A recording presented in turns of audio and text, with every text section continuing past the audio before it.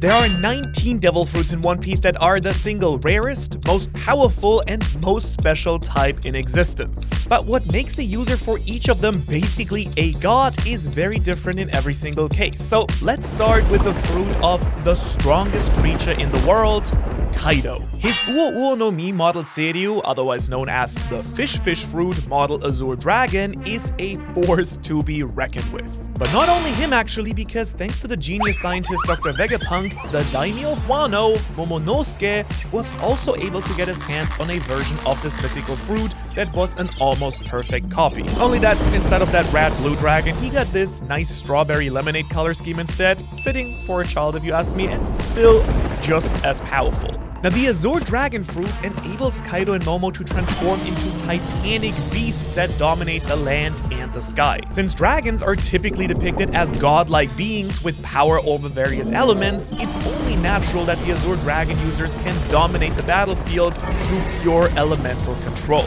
Now, let's be real here. Regular Logia Fruit users only get like one element that they can fully manipulate. Meanwhile, Kaido has at the minimum 3. With their blast breath, they can unleash beams of fire capable of destroying mountain ranges and castles in a single blow. They can fire off blades of cutting strong wind enough to make Zoro sweat, and even tap into the wicked storm energy to unleash tornadoes with the Dragon Twister attack. And these wind blades and tornadoes can even be combined to make a blender of wind energy that slices and dices everything in its path. And I mean, yeah, what a shocker. The devil fruit of the strongest Yonko is super destructive. Who would have guessed? I mean, seriously, this fruit creates some full-on Dragon Ball action, and yet I still haven't talked about its strongest attack yet, or I guess sort of attack, which is the Dragon Torch. In this absolutely crazy form, Kaido combines the blast breath and crazy flames to coat his own entire dragon body, creating an even bigger dragon of pure fire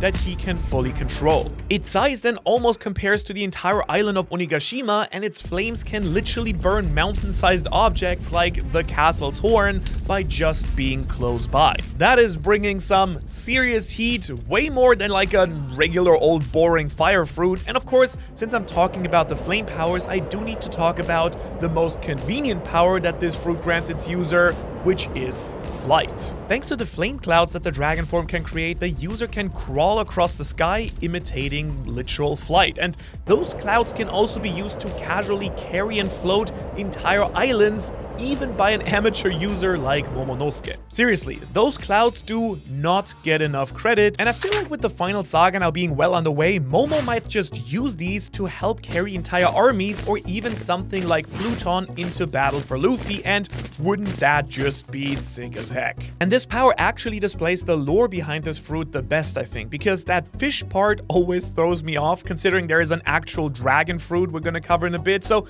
it doesn't initially make that much sense for Oda to make this a fish fruit, right? But not exactly, because this is actually based on the very famous Chinese and also Japanese legend of the Dragon Gate. And in this tale, carp try to swim up a massive waterfall at the end of the Yellow River, and if the carp can swim all the way to the top and make their final jump through that gate, they then transform into epic dragons. Now, if you're a Pokemon fan like me, you'll probably recognize this is also the origin of Magikarp and Gyarados. But it also draws inspiration from Seiryu, the Chinese legendary figure and one of the 4 deities of the 4 constellations. I think it's actually super fitting that this occurs in the series because Wano has massive koi fish swimming up its waterfalls who dream of becoming dragons as well. And me too, koi. Me too. I mean, we'll become dragons one day. I promise. We're gonna just keep swimming. And now, since we just talked about the big man himself, Kaido, let's now talk about his kiddo, Yamato. Arguably, in my opinion, the best character introduced in the Wano arc. It's not too surprising that Yamato uses a mythical zone as well. But Yamato doesn't follow in Daddy's footsteps with a dragon power.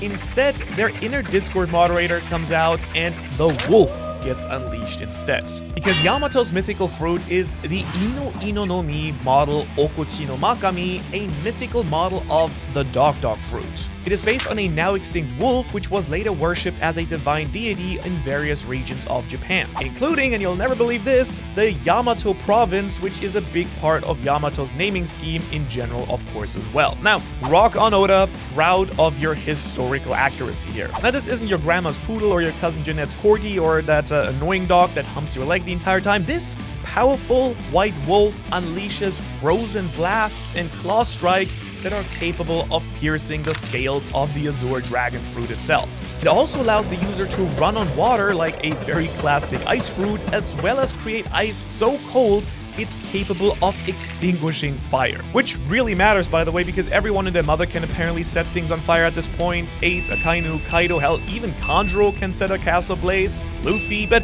if a Makami fruit user's around, there's no need to worry. Just freeze everything and make it really cold. But I do think the most powerful resources at their disposal are the super fast full wolf form, the ice breath attack, and the ice mirror, a shield of super hardened ice scales capable of tanking Konkura Haki infused attacks from the likes of Kaido himself. Now, it's still unclear if this fruit has already been awakened and if we've seen that power, because Yamato has that fancy god ribbon made of smoke around the neck, which is, by the way, a divine symbol in Japanese mythology and culture, and all the zone awakenings in One Piece at least seem to be symbolized by it. But then again, so was Gear 4 Luffy, which definitely hasn't been awakened yet, so I'm not 100% certain. And while I'd love to give you more here, this information trail has gone cold, so let's get a little bit warmed up instead with my favorite mythical devil fruit and my favorite devil fruit altogether, the Tori Tori no Mi model Phoenix. The Whitebeard Fleet's 1st Division Commander Marco has shown us the unbelievable power of this fruit, and I'm just so freaking pumped to talk about it. With the powerful flames of Greek mythology's greatest chicken, a Phoenix fruit user can produce healing fire blasts that can take care of ally stamina and health.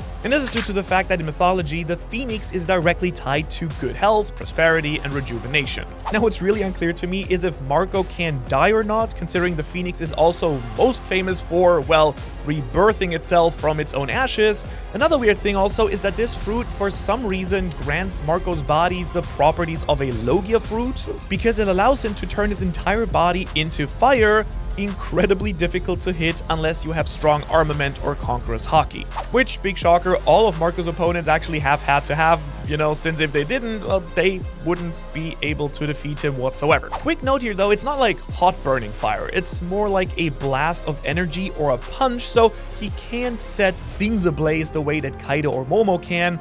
It's more making him untouchable and allows him to heal stuff. Which, by the way, makes a ton of sense considering this fruit can also circumvent Devil Fruit's one greatest weakness, drowning. At least out of combat, because this mythical bird fruit allows the user to, of course, fly in both its hybrid and full zone forms alike.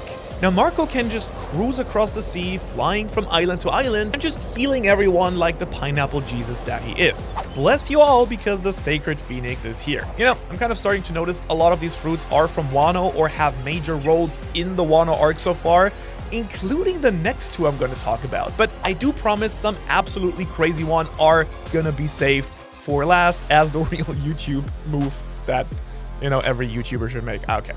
For now, let's talk about the mythical snake fruit, the Yamata no Orochi. Wielded by a character named Orochi. Oh, well, that was, I guess, convenient that he got that fruit. This 8-headed serpent dragon thing is actually a mythical monster from Japanese folklore, a massive dragon that gets defeated by the legendary god of storms, Susanoo. And boy, do I pray that this thing also ends up being a mythical devil fruit someday in One Piece. That would be awesome. Dragon? Looking at you, fingers crossed. Alright, and while the regular Orochi was defeated handily, this multi-headed snake in One Piece is an absolute pain to be dealt with. And that's because unless all 8 of its heads are decapitated or burned, the user cannot be killed. Unlike me, by the way, who only has 4 heads that need to be cut off to be defeated. Not as powerful. Unfortunately, that's about all that we get from this badass fruit, because its canon user just sadly really sucks. Alright, an absolute waste of a really epic and cool fruit, and I do sure hope someone else comes back into the series using that power properly so we can see it bust out some actually broken moves. That head game is probably wild, and I do want to know all about it. And since we're talking through the Wano hype train at this point, I do want to make it clear just how much Oda has tied Wano to mythical zones, because even non-canon characters from this island have this type of devil fruit. Let me introduce you to Toratsugu, the main character of the One Piece X Kyoto event in 2017, who has the Tori Tori no Mi model Nue. The legendary Nue is a yokai that has the face of a monkey, the powerful body and legs of a tiger, the rat mane of a lion, and, for good measure, a snake as a tail. If you really think about it, it's quite similar to a manticore and falls into a branch of mythical creatures known as chimera, which is just a combination of several other animals into one creature. Now, in the story, the Nue is incredibly powerful and can fly. And it was actually the perfect choice for this exhibit, as it actually is heavily tied to Kyoto's roots. The only regret I have is that I just really wish that this fruit was canon and official, because it is awesome. Look at that thing, dude. Like, what? And with that, I can tell you about the last Wano representative in this video, Onimaru, because this little cute fox here has access to the first of 3 mythical confirmed human fruits on this list. So far, we all know there's gonna be more in the story. The Hito Hito no Mi model Onyudo. Now, this fruit, very similar to Chopper's, allows Onimaru to speak human language, which is pretty cool in its own right, but it also lets him transform into a massive monk yokai. So technically, I guess it would be an evil spirit human being, but hey, if Oda wants to call this a human, who am I to argue, right? I guess it counts. And this form of natural power could push Zoro, a man beyond powerful, to actually get serious, and that's with this fruit being used by a regular fox. So just imagine how powerful this thing could be if the user actually had haki and some natural strength to begin with. So actually a kind of terrifying thought. And what makes it even more terrible is that the user can also just straight up summon blades, like a Naginata sword here. That is just incredibly handy, and I do think the first and possibly only transformation that comes with this crazy sort of materializing power. Or is it? Well, the Onyudo is often associated with Kitsune, 9-tailed fox spirits, which are a bit of a mascot on the channel, and, you know, the entire trickery theme that they got going on. So it only makes sense that a mythical fox creature like Onimaru would use an ability like this as well. But you know, what if I told you that there was also an actual mythical fox fruit? One so powerful, it even made one of the Gorosei shiver. That's right, I'm talking about the QB fruit used by Naruto D. Uzumaki. Believe it! Oh wait, that can't be wrong. Oh, alright, I knew something was up here. I'm the One Piece guy. I never talk about Naruto on this channel. It's actually the mythical 9-tailed fox fruit used by the dreaded pirate Katarina Devon. And with the power of the fox, she can transform into other people. Alright, yeah, she pretty much just gets the same powers as Bone Clay, basically, as this fruit allows the user to touch and impersonate a person completely. If you're a bit disappointed, don't worry, it's actually straight up way better than that, because she also gets their clothing. Well, technically the touching to get the power rule is not 100% confirmed even, it's just very heavily implied when Devon touches Saint Saturn's leg that she was very thankful for being able to touch him. Which, unless she really is into this bearded dude, all but confirms this is a stipulation of her transformation powers, especially since she said touching him was her mission on Egghead. Unless, again, that's her private thing, in which case, let's not talk about this anymore. Something really cool, though, in my opinion, is why this fruit exists. You see, Devon as a character wasn't originally planned to be on Blackbeard's crew. She was supposed to originally be a full-on fox woman. Probably some violent evil Ming tribe member who went AWOL, but eventually, Devon was chosen instead, and this Kitsune fruit kind of pays tribute to her original design. Now, of course, it's more than likely that later on we'll see Devon having also some other magical powers that align with the Kitsune, like maybe controlling foxfire and, even spirit possession maybe, especially considering it is a mythical zone fruit. Compared to the rest, I will say it isn't too crazy yet, so I do feel like Oda is keeping the full potential of this fruit still in the back pocket for the final showdown with the Straw Hats. And the same could probably be said about our next fruit, which also belongs to a member of the Blackbeard Pirates, this horse. Stronger the horse was revealed to have achieved a massive power boost, gaining access to the legendary and wondrous powers of the Pegasus. Yeah, I'll be honest, I think Oda got a little bit lazy with this one, but hey, I'm all for it. Stronger, who was already a horse, getting the power of the Uma no Mi model Pegasus, a horse fruit, is a very unique and fun choice because with it, this horse just got wings. And right now, that's kind of all we got. I mean, I'm sure it also gives him some extra speed and endurance, but there's sort of an issue that was created with Stronger specifically due to this, because a long time Oda had said that if a human had eaten the human fruit that Chopper has, they just become more human. And while I gotta say I have no idea what that's supposed to mean, I think it technically is what's happening right here.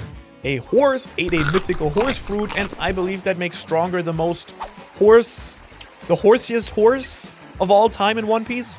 Anyways, if we take real mythology into account though, there is a high chance that Stronger can also now summon water and lightning, as the real Pegasus is also known to do. In case you don't know, it was a creature tied directly to Zeus and Poseidon, so it only makes sense that these powers would make an appearance in the series. And considering that he works for Doc Q, the very sickly doctor, Stronger may even be able to heal other people, I guess. I mean, there are some stories where the Pegasus is able to produce healing miracles and even bring some people back from the dead. So maybe Stronger will one day make a mighty sacrifice to revive someone. But they aren't the only evil pirates with mythical devil fruits, of course. Now, there are two others that really fit that bill, kind of. You know, they're non-canon game characters, but they are still pretty cool and edgy, and both do use mythical zone fruits. First up is this here, Pato, the pen who ate the mythical Inu no Mi model Bake Danuki. It's from the video game One Piece Unlimited World Red, and yes, I said Danuki, not Tanuki, because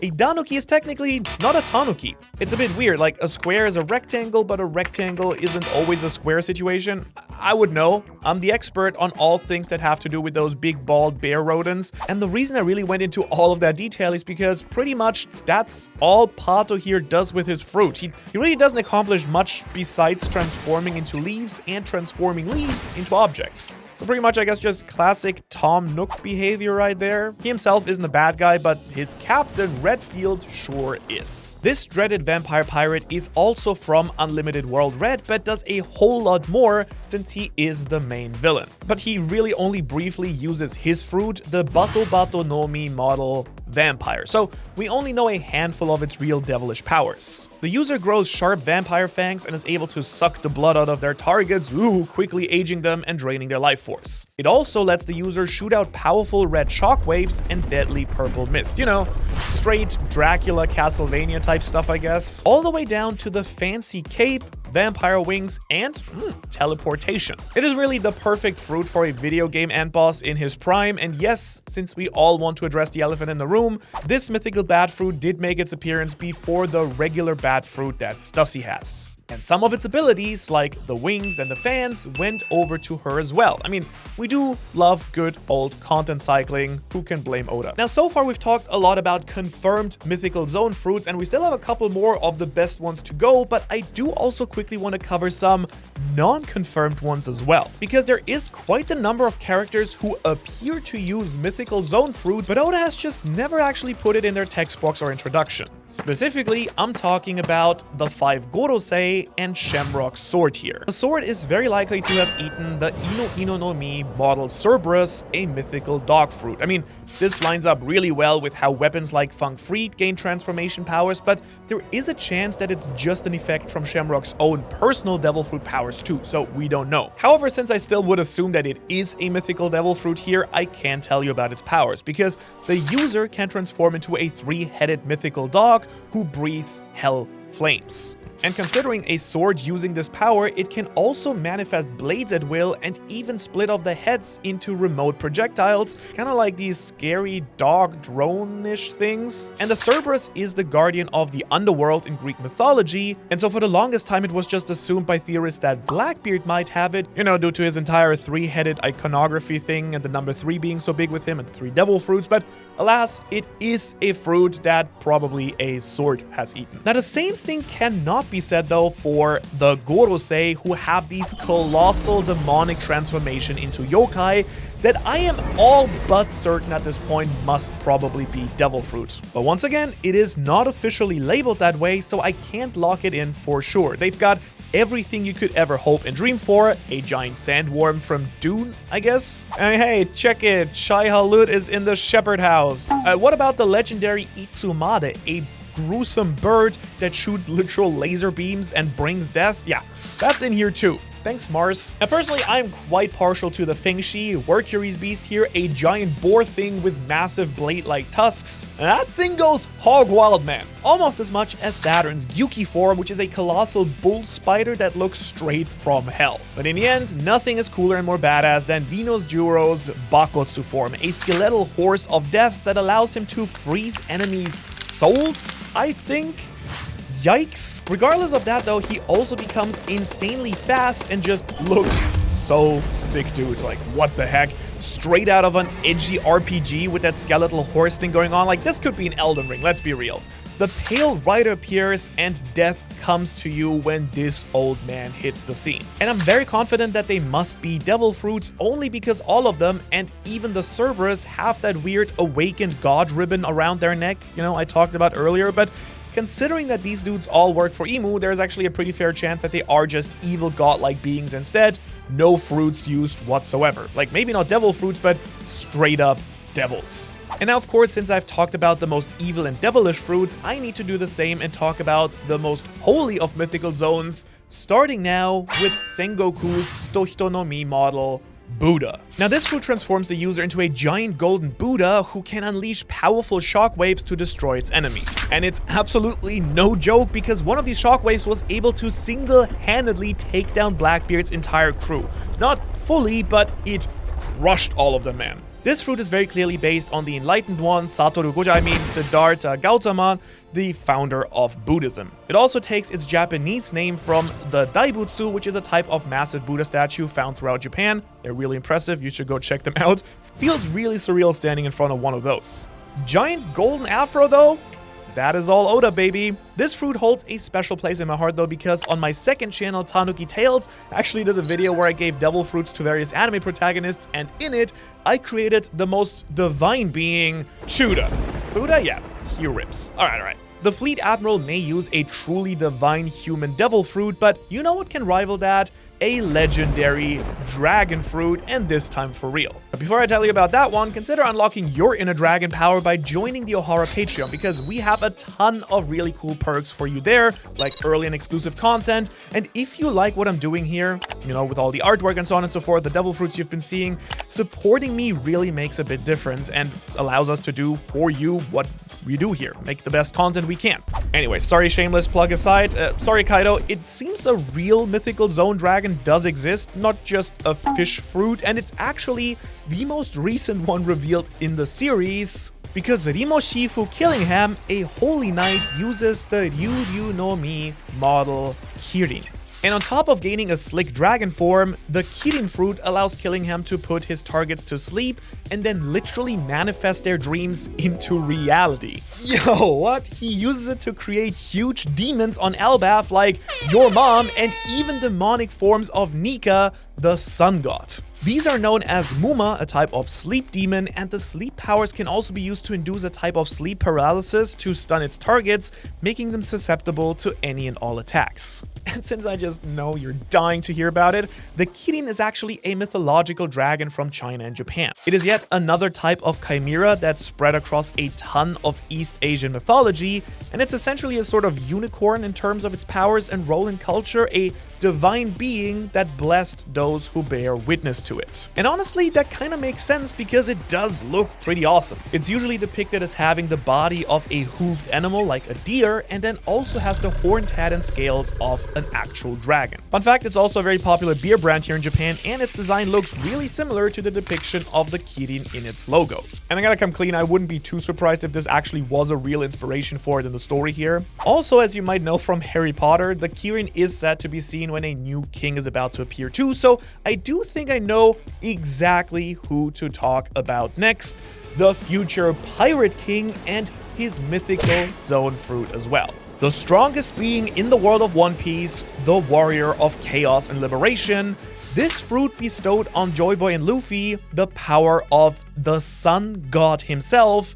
I'm talking about the legendary Hito no Mi model sun god Nika. Because no longer is the Gomu Gomu no Mi just a silly rubber fruit that lets the user turn their body into rubber. That is way too boring and way too easy.